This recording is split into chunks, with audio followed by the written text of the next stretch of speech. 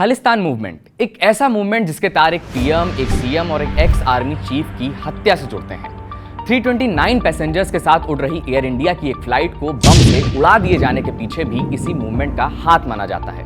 तो इस वीडियो में हम आपको खालिस्तान की मांग, इससे जुड़ा मूवमेंट, इसकी हिस्ट्री, इसके फॉरेन कनेक्शन की पूरी कहानी बताएंगे।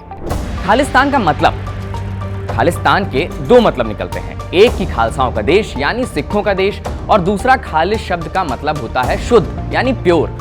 खालिस्तान की मांग की हिस्ट्री 31 दिसंबर 1929 को लाहौर में कांग्रेस का सेशन हुआ। इसमें मोतीलाल नेहरू ने पूर्ण स्वराज यानी टोटल इंडिपेंडेंस की मांग की।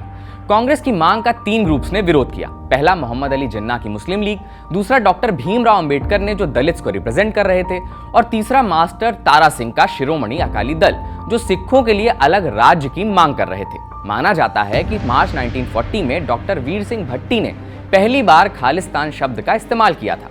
उन्होंने उस समय कुछ पैम्फलेट छपवाए थे जिसमें सिखों के लिए खालिस्तान नाम से अलग देश की मांग की गई थी। इंडिपेंडेंस के बाद आखिर क्या हुआ? आजादी के बाद भारत का बंटवारा हुआ और पाकिस्तान अलग देश बन गया। इस बंटवारे ने पंजाब को भी 2 हिस्सों में बांट दिया। एक हिस्सा पाकिस्तान के पास गया और दूसरा भारत में रहा।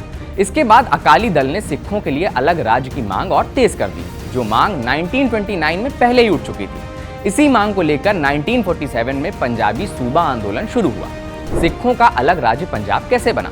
अलग राज्य की मांग को लेकर 19 ईयर्स तक आंदोलन चलते रहे। आखिरकार 1966 में तब की प्राइम मिनिस्टर इंदिरा गांधी ने इस मांग को मान लिया। इंदिरा गांधी की सरकार ने पंजाब को 3 हिस्सों में बांटा।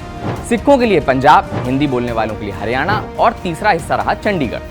क्या इसके बाद शांत हो गया खालिस्तान की मांग का आंदोलन? इसका जवाब है नहीं। पंजाब अलग प्रदेश बना तो फिर ज्यादा अधिकार की मांग उठने लगी। 1973 में अकाली दल ने पंजाब को ज्यादा राइट्स देने की मांग रख दी। 1978 में अकाली दल ने आनंदपुर साहिब रिजोल्यूशन पास किया। आनंदपुर साहिब रिजोल्यूशन में अकाली दल ने दावा किया था कि वह सभी सिखों का रिप्रेजेंटेटिव है। उसने कहा था कि शिरोमणि अकाली दल सिख नेशन की उम्मीदों का प्रतीक है। आनंदपुर साहिब प्रस्ताव में पंजाब को ऑटोनॉमस बनाने की बात की गई थी।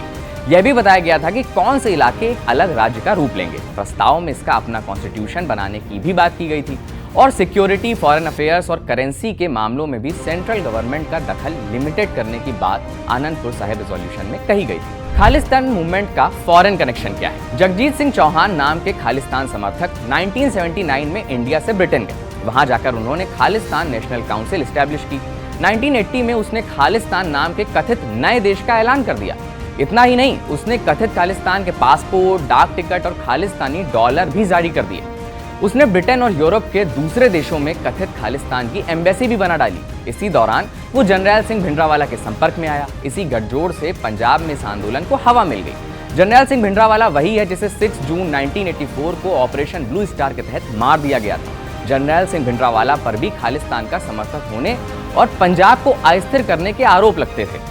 फिर 2007 में खालिस्तान समर्थक जगजीत सिंह की हार्ट अटैक से मौत हो गई। इसके बाद इंडिया में खालिस्तान की मांग थोड़ी शांत हो गई, लेकिन जगजीत सिंह की खालिस्तान की मांग विदेशों में खूब फली फूली। विदेशों में Khalistan commando force, Khalistan liberation force जैसे कई ऑर्गेनाइजेशन खड़े हुए, जिनमें से ज्यादातर को टेररिस्ट ऑर्गेनाइजेशन का दर्जा दे दिया गया। ये ऑर्गेनाइजेशन लगातार विदेशों में इस मुद्दे को उठाते रहे, जिसके चलते खालिस्तान की मांग आज तक उठती रहती है।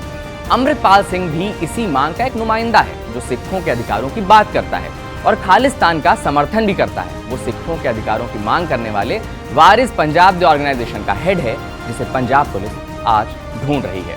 इस तरह के और एक्सप्लेनर्स देखने के लिए जिस्ट को फॉलो करें।